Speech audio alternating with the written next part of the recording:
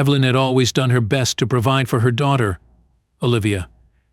As a single mom, she struggled with the daily challenges of raising a child alone, but Olivia made it all worthwhile. When her daughter gets into a dance camp, both Evelyn and Olivia are over the moon. But things change when the little girl comes home.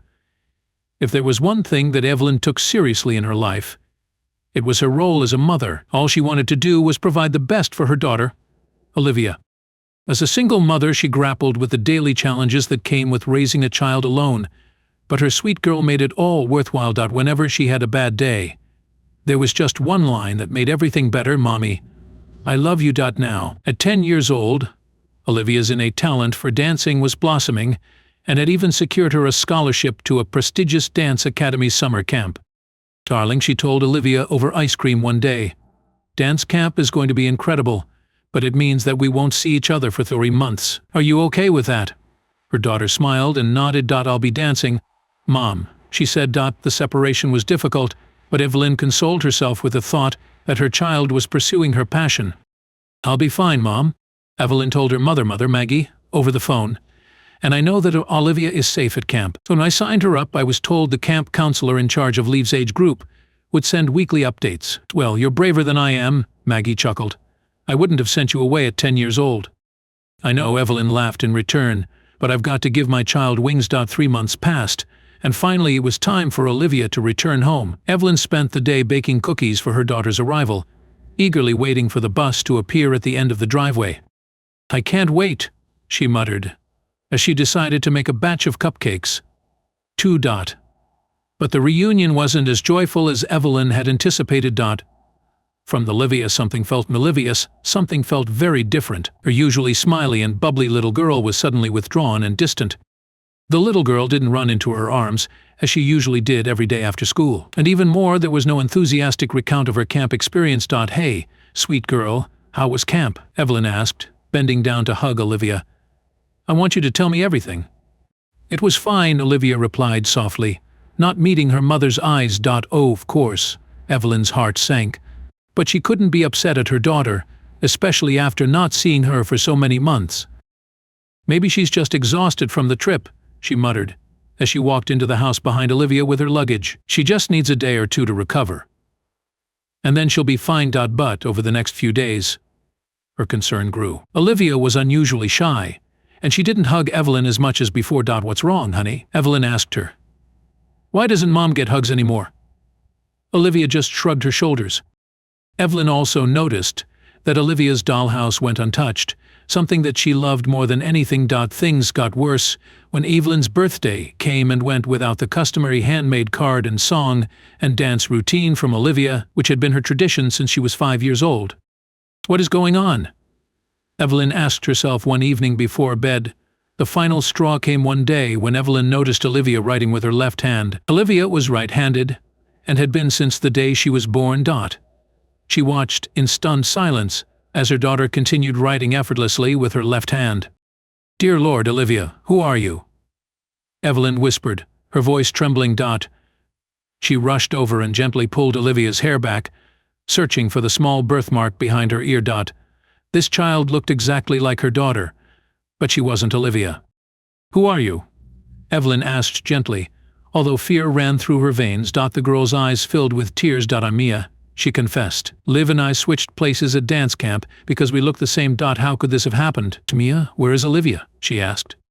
Mia hesitated and took a sip of water from the glass in front of her. "Olivia is with my dad. Everyone said that we look like twins, and we decided to switch places for a while. Liv said that you're the best mom, but I'm really homesick." Evelyn felt a sinking feeling in her stomach. "Take me to your father," she said. "What's your address, darling?" It turned out that Mia and her family lived just 2 hours away. Evelyn's heart pounded as she knocked on the door. It swung open to reveal a man that she never expected to see again. Olivia's father.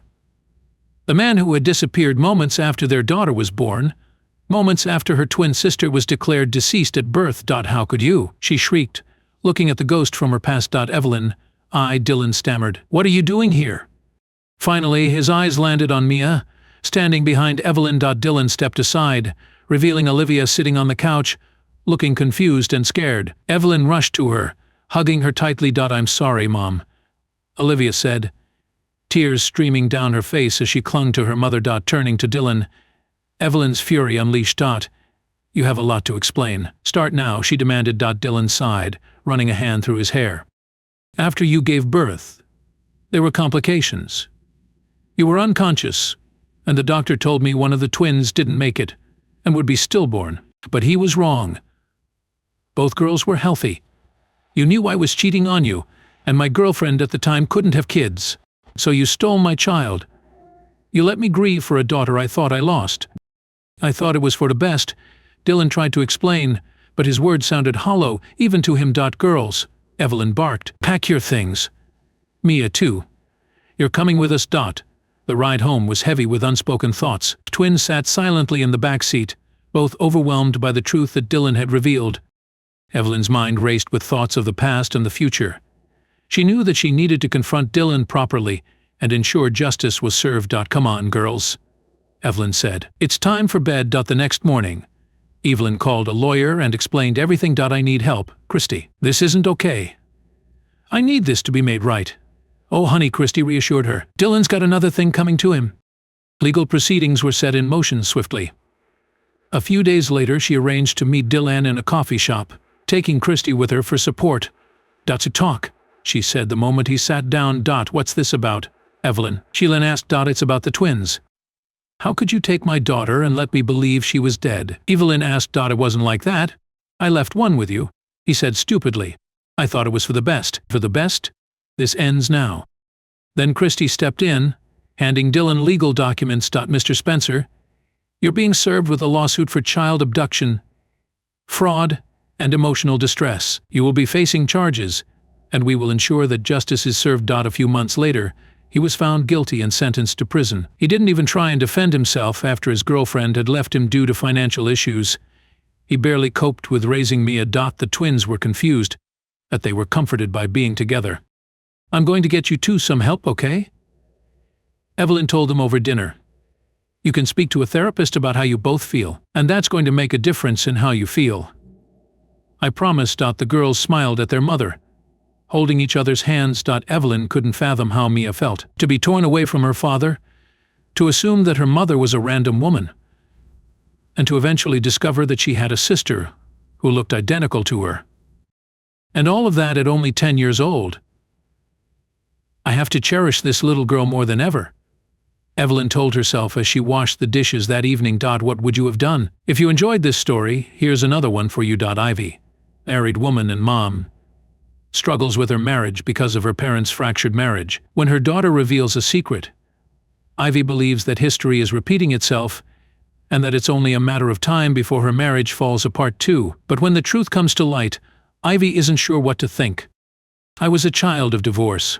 My father had an affair when I was in 8th grade, and it ruined my mother. In the shadow of the affair, she had become a timid woman, one that lost all her flair for life. Does it matter, Ivy? She'd reply whenever I tried to talk about it. What difference would it make? For the following years after that, all I knew was the pain of living in a house with a broken marriage. I don't think I'm going to get married, Mom, I confessed one day when my mother and I were baking together. Why on earth not? She asked, stirring away. Look at you and Dad. I'll never be certain if my husband is cheating on me or not. For heaven's sake, Ivy. Not every man will be like your father, she chuckled. There will be better things for you, love. And anyway, now you know what not to do. Which is? I asked, uncertain about what she was talking about. Don't let your guard down, not even for a moment. But you need to believe in a good marriage, too. Despite her words, I was still unsure about getting into any relationships. Did I really want to be involved with someone, only to later become something stale in their lives? The thought was horrible. But then, I met Jordan in a grocery store. And although my walls were up, there was something about him that tore them down. At first, I didn't know if my loneliness had taken a turn, causing me to want companionship with another person, rather than daydream about the possibilities.